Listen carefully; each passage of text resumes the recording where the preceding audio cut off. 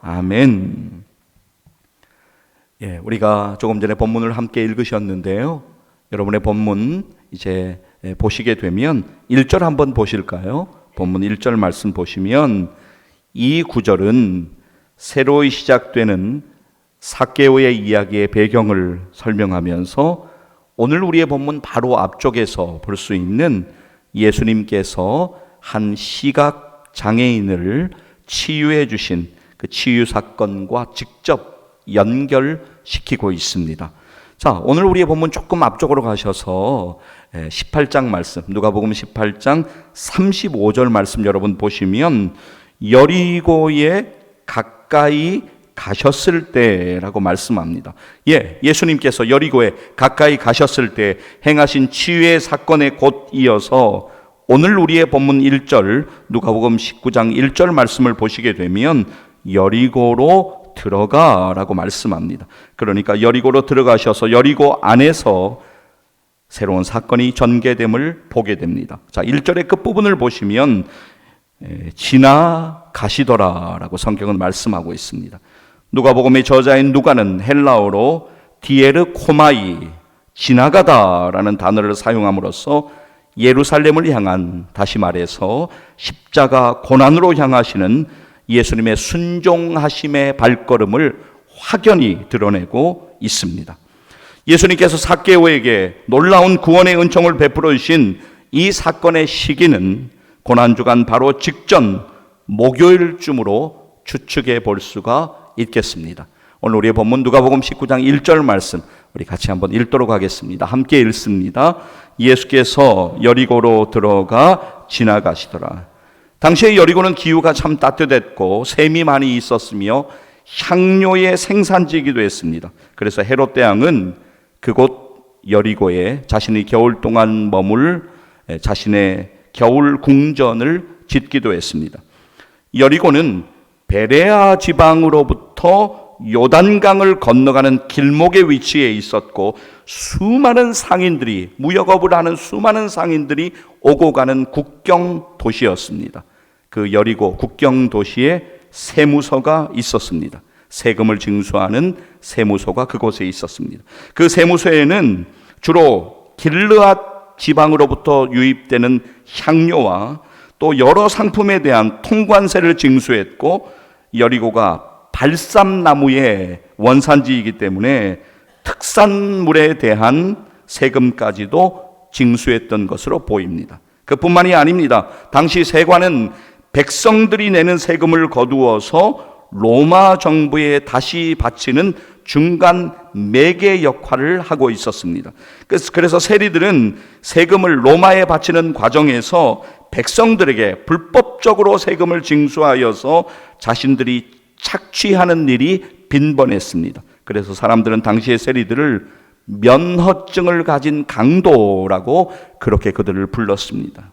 여리고 세관, 그 여리고 세무서의 서장이 바로 삭개오였습니다. 삭개오도 이러한 과정을 거쳐서 부자가 되었을 것으로 짐작해 볼 수가 있습니다. 당시 세리장은 로마의 막강한 공권력을 등에 업고 세리장이 직접 자율적으로 정하는 대로 세금을 부과하고 징세할 수가 있었습니다. 그래서 자기의 부를 축적할 수가 있었습니다. 그래서 누가복음의 저자인 누가는 삭개오를 부자라고 그렇게 소개하고 있습니다. 오늘 우리의 본문 2절 보실까요? 누가복음 19장 2절 말씀 함께 읽습니다. 삭개오라 이름하는 자가 있으니 세리장이요 또한 부자라. 삭개오, 헬라어로 제카이오스, 이 이름은 전통적 유대인의 이름으로 본래의 뜻은 청결한 사람 또는 의로운 사람입니다. 유대인들이 자녀의 이름을 지을 때 자녀가 그 이름처럼 살기를 바라는 마음으로 자녀의 이름을 지었음을 우리가 생각해 볼 때 삭개오의 부모님도 그러한 마음의 소원을 가지고 삭개오가 그렇게 살기를 바라고 이름을 지었을 것이 분명합니다. 그러나 삭개오는 부모님의 바램처럼, 그리고 그 이름의 뜻처럼 그렇게 지금 살지 못하고 있습니다. 당시 세리장은 세관의 최고 책임자로서 국수주의자들인 바리새인들로부터는 매국노 취급을 받고 있었고, 백성들로부터는 자신의 사리사욕을 채우는 규정 이상의 세금을 거두어서 착복하는 수탈자로 비난의 손가락질을 받고 있었습니다. 삭개오는 예수님에 대해서 많은 관심을 가지고 있으면서도 이러한 이유들로 떳떳하게 예수님 앞에 나서지 못했을 것입니다. 이렇게 유대 사회에서 세리장인 삭개오가 죄인 취급을 받고 있었던 것을 생각해 볼 때, 삭개오의 구원에 관한 이 놀라운 사건을 죄인을 구원하러 오신 예수님의 은혜를 확연하게 드러내는 사건이었음을 잊지 마시기를 바랍니다. 삭개오는 분명히 부와 세상의 지위도 가지고 있었습니다. 그러나 아무리 채워도 채워지지 않는 영적인 갈증은 해결할 수가 없었습니다. 그가 예수님에 관한 소문과 소식을 들었을 때 예수님이시라면 채워지지 않는 영적 갈증을 해결해 줄 수 있지 않으실까라고 하는 생각이 들었을 것입니다. 그러나 막상 예수님을 만나고자 했을 때 삭개오 앞에 장애물들이 있었습니다. 첫째, 삭개오에 대한 주위 사람의 나쁜 평판과 경멸하는 시선이었습니다. 둘째, 키가 작은 신체적 약점이었습니다. 셋째, 많은 무리들로 인하여 예수님을 뵙기가 어렵다는 것이었습니다. 본문 3절 말씀 보실까요? 우리 3절 함께 읽도록 하겠습니다. 그가 예수께서 어떠한 사람인가 하여 보고자 하되 키가 작고 사람이 많아 할 수 없어. 하지만 삭개오는 포기하지 않았습니다. 삭개오는 포기하지 않았어요. 왜냐하면 삭개오에게는 절박함이 있었기 때문입니다. 그 절박함 가지고 삭개오는 포기하지 않았습니다. 자신의 조국인 대한민국 사람들조차 쪽발이라고 조롱했던 제일교포 야구선수가 있었습니다. 그는 몸이 망가져서 전성기가 끝난 소위 못쓰는 투수였습니다. 그는 젊은 시절 단 한순간도 주목받지 못했습니다. 그는 패배를 거듭하는 꼴찌팀의 지도자였습니다. 그런 그에게 오직 살아남아야 한다는 절박함 말고 가진 것이 없었습니다. 그는 통산 1384승의 감독이 되었고 한국 시리즈 5회 진출, 한국 시리즈 3회 우승의 신화를 이끈 김성근 감독입니다. 작년 2023년 11월 23일에 82살의 현역 감독 김성근 감독이 책을 한 권 펴냅니다. 책 제목은 인생은 순간이다라고 하는 책입니다. 절박함의 대명사인 김성근 감독의 말을 잠시 한번 들어보십시오. 단 한 번이 아니라 매 순간을 그토록 절박하게 살아야 한다는 것, 그래서 인생은 순간이다. 여러분, 삭개오에게는 이런 절박함이 있었어요. 그 절박함으로 예수님에게 어떤 절박함이에요? 반드시 예수님을 이번 기회에 만나야 되겠다라고 하는 절박함입니다. 이번 기회를 놓치면 다시는 예수님을 만날 기회가 없을 것이라고 하는 것을 분명히 그는 알았고, 그래서 이번 기회를 놓치지 않고 반드시 예수님을 내가 만나야 되겠다라고 하는 절박함이 그에게 있었습니다. 여러분 한번 상상을 해보십시오. 예수님과 제자들, 예수님의 일행이 지금 수많은 군중들에 둘러싸여서 앞으로 나아가고 있습니다. 함께 걸어가고 있는 상황이에요. 삭개오는 도저히 그 두꺼운 군중의 벽을 뚫고 예수님에게로 들어갈 수 있는 상황이 아닙니다. 그는 그 순간에 그의 용기 있는 선택을 주저하지 않았습니다. 그리고 앞으로 달려갑니다. 왜 그렇습니까? 그에게 절박함이 있었기 때문이에요. 예수님을 만나고자 하는 절박함. 여러분 4절의 시작을 보시면 앞으로라고 하는 단어가 나오는데, 헬라어로 엠프로스텐이라는 이 단어는 본래 장소를 나타내는 부사입니다. 그런데 여기서는 전치사적인 의미로 사용되었습니다. 정확히 어떤 방향을 향하여 앞으로 달려갔는지 분명하지는 않지만 문맥상 돌무화과나무를 향한 것이었고, 예수님의 일행이 군중들에 둘러싸여 걸어가시는 그 방향으로 그들보다 앞질러 달려가서 예수님을 기다리려 한 것입니다. 예수님을 만날 수 없는 그러한 장애물들이 있었지만 그는 절박함을 가지고 예수님을 보기 위하여 앞으로 달려갑니다. 본문의 돌무화과 나무는 당시의 애굽 무화과 나무 또는 무화과 뽕나무로 불리던 뽕나무였습니다. 열매는 무화과이고 잎은 뽕잎인 나무로서 요단강 지역에서 많이 자라는 나무였어요. 그러니까 이 나무는 가지가 넓게 퍼지고 아래로 늘어져 있기 때문에 가지들이 그래서 비교적 쉽게 오를 수 있었을 것입니다. 삭개오는 절박함을 가지고 예수님이 그곳을 지나가시기 전에 그 나무 위로 올라갑니다. 본문 4절 말씀 보세요. 본문 4절 함께 읽도록 하겠습니다. 앞으로 달려가서 보기 위하여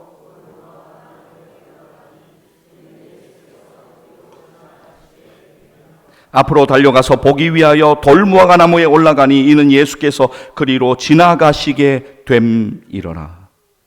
사랑하는 여러분, 우리가 주님의 은혜를 경험하고자 할 때, 예수님께로 그래서 나아가려고 할 때 우리 앞에도 여러 장애물들이 있습니다. 분주함의 장애물, 섭섭함의 장애물, 피곤함의 장애물, 하나님께 드리는 헌금이 아까운 장애물, 교회 내에서나 구역에서 지체와의 갈등을 경험하는 장애물, 여러 시험의 장애물들이 있습니다.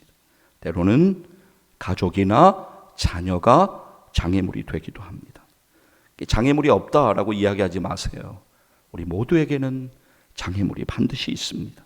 그러나 우리들에게 예수님을 만나기를 원하는 절박한 믿음이 있다면 우리는 우리 앞에 있는 장애물을 뛰어넘어서 예수님께로 나아가게 되고 예수님이 허락하시는 놀라운 은혜를 반드시 경험하게 될 것을 믿습니다. 여러분의 마음과 여러분이 마주가 있는 모든 상황, 그리고 여러분의 형편을 온전히 알고 계시는 주님 앞에 우리는 나아가야 합니다. 여러분이 간절히 기도하는, 오늘 여러분들이 간절히 기도하는 그 모든 일을 알고 계시는 주님께 우리는 나아가야 합니다. 그러면 여러분의 믿음을 보시고 주님께서 은혜 주시고 인도하여 주실 것을 믿습니다. 자, 삭개오가 예수님을 보기 위하여 돌무화과 나무에 올라가서 예수님을 기다리고 있을 때 마침내 예수님이 그곳에 이르셨습니다. 그리고는 삭개오를 쳐다보셨습니다. 여러분, 쳐다보시고라는 헬라어 단어 아나블레포는 위라는 전치사 아나와 보다라는 동사 블레포가 합성된 복합어입니다. 그러니까 예수님께서 돌무화과 나무 위에서 기다리고 있던 삭개오를 위를 향하여 쳐다보신 것입니다.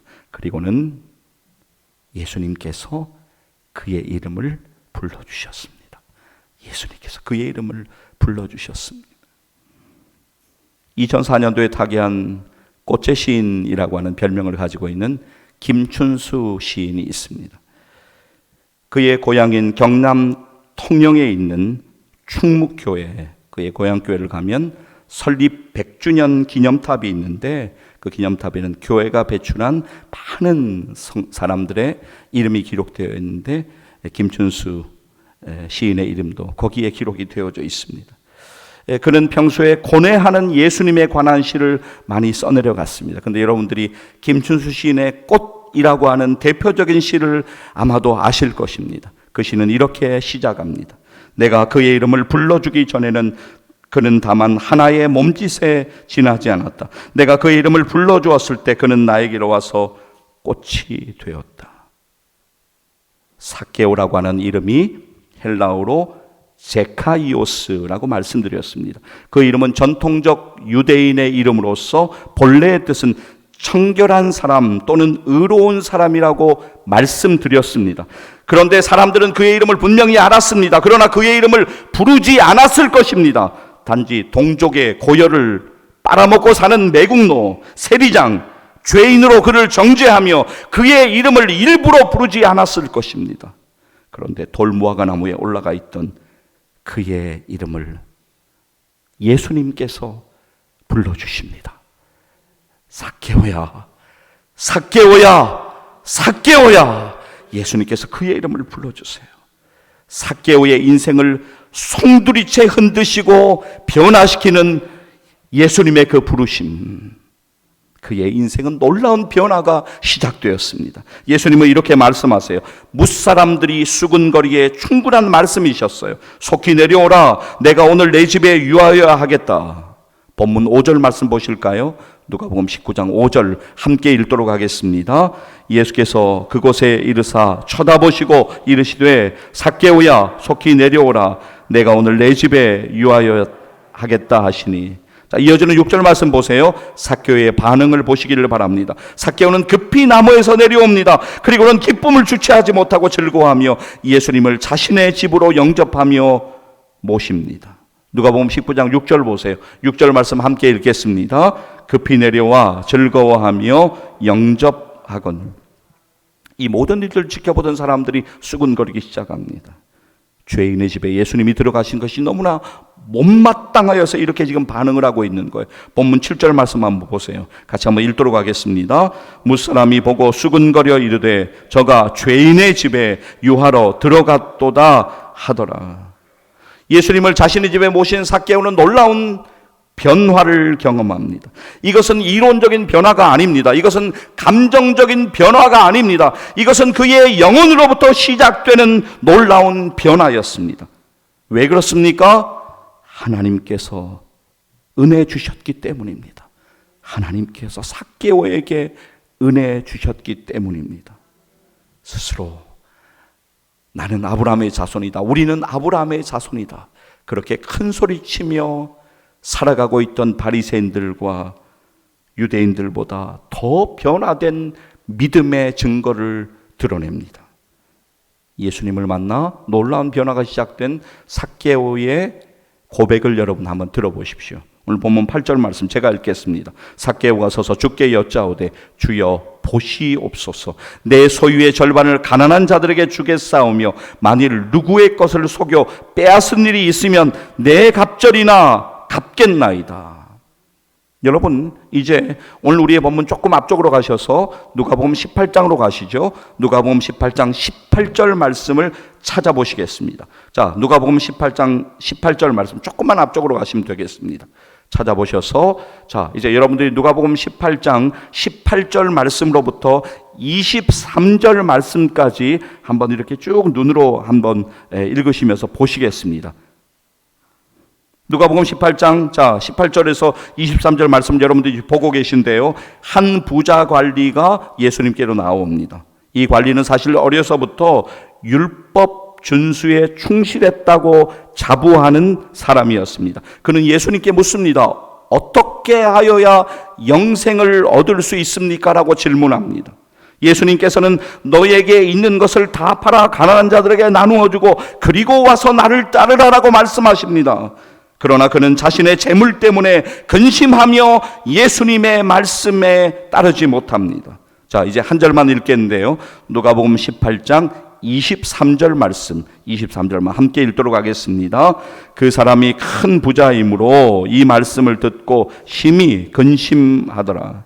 이제 다시 본문으로 오셔서 말씀을 보시겠습니다. 소유를 팔아서 가난한 자들에게 주라 하신 예수님의 그 말씀에 심히 근심하던 부자 관리의 반응과 완전히 대조되는 삭개오의 고백을 보세요.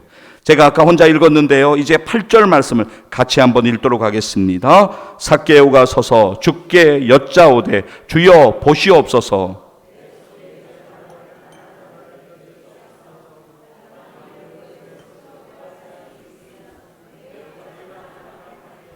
아멘. 그렇게 고백합니다.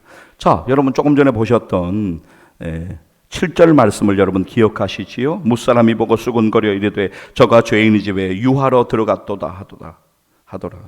사람들은 수군거리면서 삭개오를 죄인으로 여겼지만 예수님께서는 삭개오가 구원받았음을 선포해 주십니다. 그리고 삭개오도 아브라함의 자손이라고 그렇게 말씀해 주시면서 그의 지위를 회복시켜 주셨습니다. 그의 잃어버린 지위를 회복시켜 주셨어요. 본문 9절 말씀 같이 한번 읽도록 하겠습니다.